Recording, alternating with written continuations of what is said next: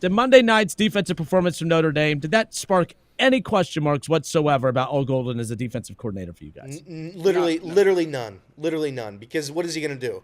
He's going up against a $20 million roster. He could not cover 0, 3rd and 11, one-on-one coverage, literal Julio Jones reincarnated on the outside. I understand, but come on, what are we doing here? No, I 100% agree Ohio State was better, and they were just, like, I get it. I understand if you're a little bit worried, like, is he going to be able to translate to the NFL? I get all that. It's that game. We knew that was going to happen. We said on Monday, Kinner, that was going to happen, and it happened. It's like everybody knew it was going to happen. So I think you have to judge on a little bit of a different scale when it comes to hiring your defensive coordinator. I'm aware of what happened in that game. It's just, and there was no answers. There was not going to be an answer from any defense in the country. Not one. Ohio State's more talented offensively than any defense they would play.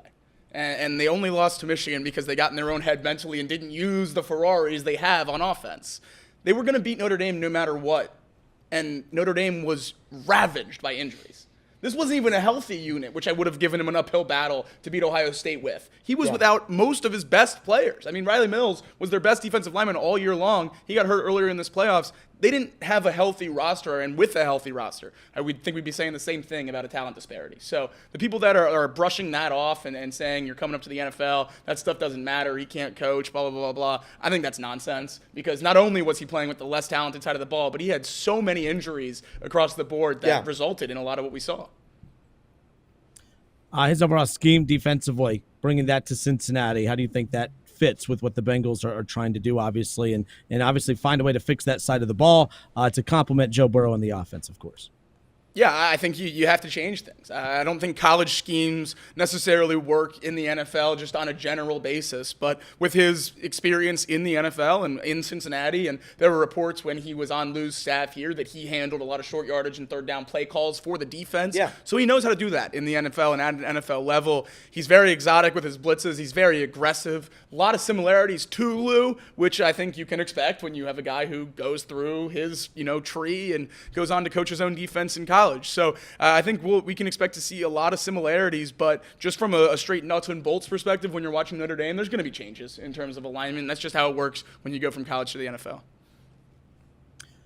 Jason Fitz, I think we got that clip lined up now when we asked about any takeaways from the national title game. Would there be any concerns regarding what we saw Monday night and how that would tie into the perception of the hiring of Al Golden if it happens, and wink, wink, when it happens, to become the Bengals' new defensive coordinator? Here's the clip from yesterday's show.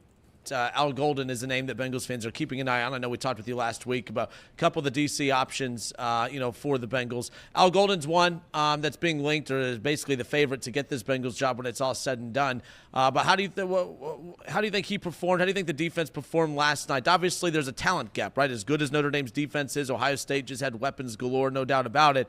But how do you think Notre Dame performed defensively last night, knowing that that's the identity of their team and that was going to give them their best chance of winning last night?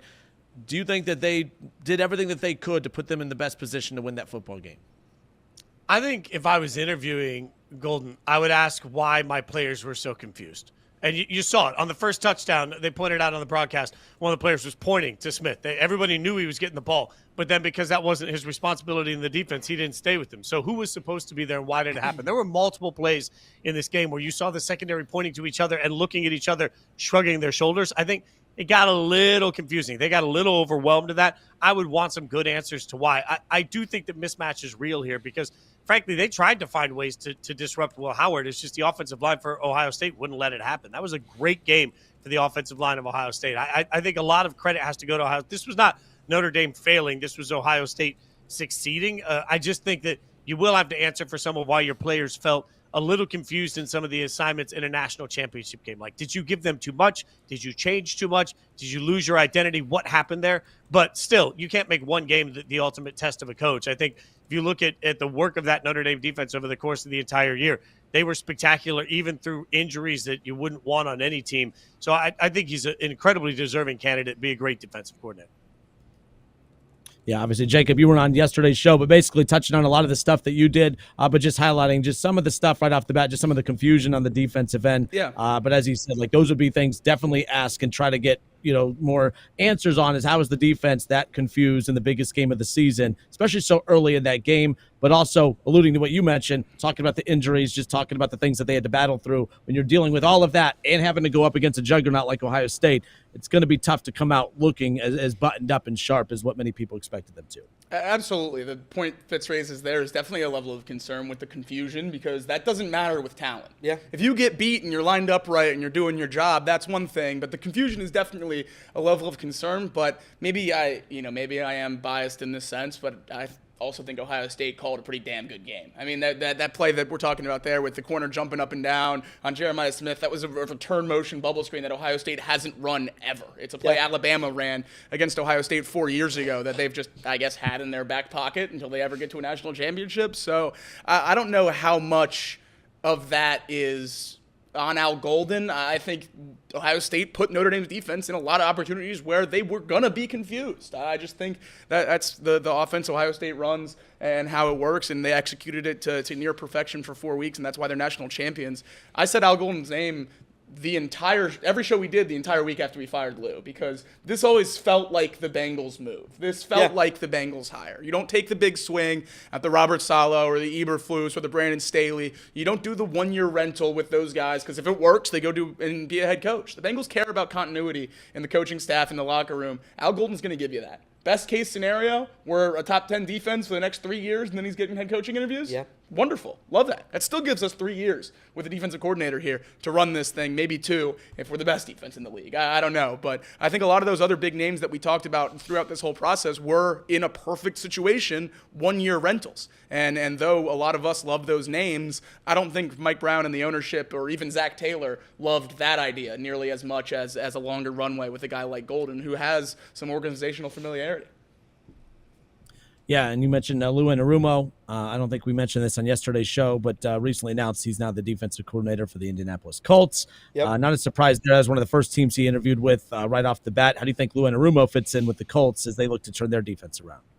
I think Lou's a good DC. I think it's always about who he has with him, what kind of dogs he has in his barn to see how good his defense will be. The Colts don't have a ton of talent on defense. I would say they have some good pieces, but obviously a way to go roster construction-wise there, and I think that'll be dependent on how Lou does. I think the Colts are in a very, very weird spot that doesn't make a whole lot of sense to me from Lou's side if the league-wide interest was as high as it seemed, interviewing with Atlanta and a couple other places as well as Indianapolis. I don't know. Happy he got a job quickly, because he always, seems like a good guy, loved in the locker room, loved in the city. So that's definitely a positive. But yeah, I don't know. I think there's a lot of other things that'll be the problems for the Colts if they're not good this year than Lou Anarumo. But what would those problems be? I don't know. Maybe your coach benching your quarterback after 10 starts. What about the quarterback completing 22% of his passes? I think that's an exaggeration.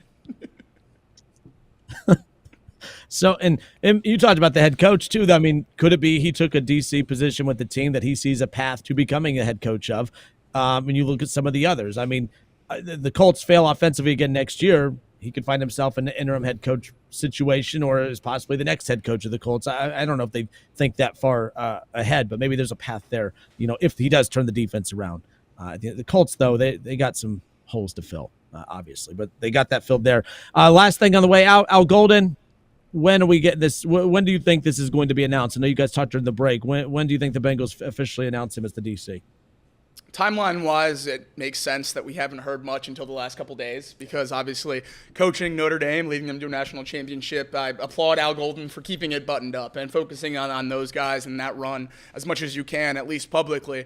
But I would expect, as much as we've seen stuff starting to pour out since that game ended, I would expect it to continue. I think, as Albert Bree reported last night, we're going to get an interview with Al Golden officially within the next 48 hours. That's today and tomorrow. And then I would expect them to hire him on Friday, unless there's some kind of shock that happens in that interview or the process before then. I would be pretty taken aback if Al Golden is not the Bengals defensive coordinator in 2025, based on how this offseason has gone so far and the lack of other interviews. I guess I'd say is that's the biggest thing. Is we interviewed Patrick Graham and Covington from New England right as soon as we fired Lou, and That was really it. There was no other concrete connections for the Bengals' two defensive coordinators on the market other than those two. And then obviously there was some Eberflus bubble ups going on, but even all that was a little bit, felt like reaches more often than not. And then Al Golden, obviously, over the last week or so has poured it on and been pretty heavily connected to that job. And I would be shocked if he didn't get it. I would expect by the end of the week.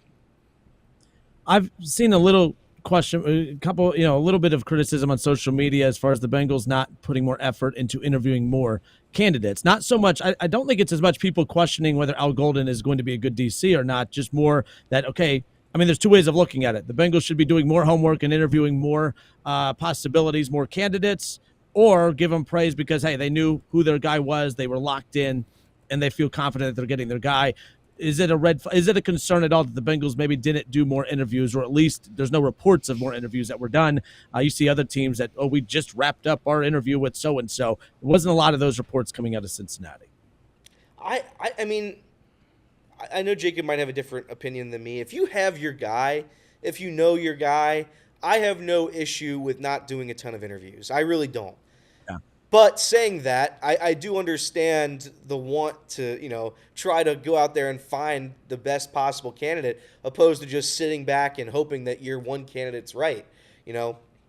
I don't have an issue with it as long as this is the guy, right? I mean, if somebody else came in and scooped him up, then we would have a little bit of a different conversation. But I don't think that's going to happen. I think he's going to be the defensive coordinator of the Bengals. I absolutely agree with you, by the way. I just don't necessarily know how much I believe in the Bengals' ability to pick the guy. Well, that's fair. So I would have liked them to interview more, make sure they found their golden boy, but maybe they did. And that would absolutely rock if he's as good as a lot of people say he was going to be. It is kind of crazy how the narrative turns when he's linked to the Bengals, though. All season for college football, it's Al Golden's the best defensive coordinator in college football. He's going to get a massive raise this offseason. Notre Dame has it awesome. What a great set of coordinators with Mike Denbrock on offense and Golden on defense. And then, boom, they lose the national championship. Al Golden's coming to the Cincinnati Bengals more than likely, and all of a sudden he doesn't know how to call anything. And they only played a terrible schedule, and they don't deserve to be in the championship. And he confused his defense to a point where they lost and all that stuff. It's just fun to see